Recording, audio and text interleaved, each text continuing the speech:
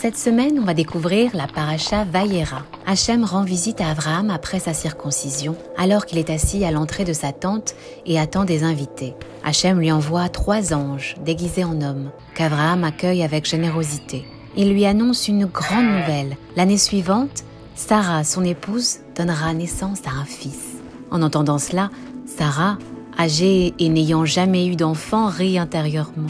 Après leur visite, 2 des 3 anges se dirigent vers Sodome, une ville dont les habitants sont profondément corrompus.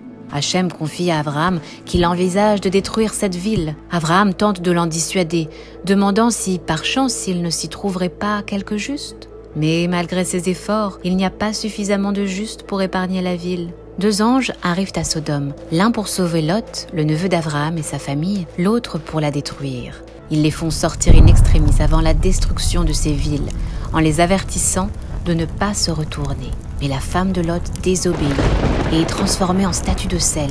Ensuite, Lot et ses filles se réfugient dans une grotte. Pensant être les seules survivantes dans le monde, ces filles décident d'avoir des enfants de leur père. Et c'est ainsi que naissent les ancêtres des peuples d'Ammon et de Moab.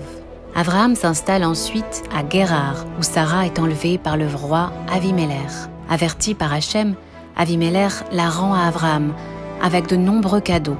Peu après, Sarah met au monde Yitzhak, qui est circoncis à 8 jours. Un grand festin est organisé le jour de son sevrage. Cependant, Sarah voit Ishmaël, fils d'Abraham et d'Agar, mal se comporter avec Yitzhak. Elle demande donc à Abraham de renvoyer Agar et Ishmaël. Dans le désert, Agar et Ishmaël sont en détresse, à court d'eau.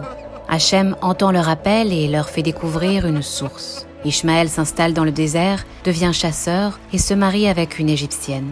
Par la suite, Abraham et Avimelech concluent une alliance pour établir la paix entre leurs descendants. Cet endroit prend alors le nom de Beer-Sheva.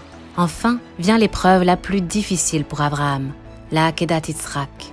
Hachem lui demande d'offrir son fils en sacrifice. Abraham, fidèle à Hachem, monte avec son fils Yitzhak sur le mont Moria et le lit sur l'autel. Mais à la dernière minute, un ange intervient et l'arrête. Abraham sacrifie un bélier à la place de son fils.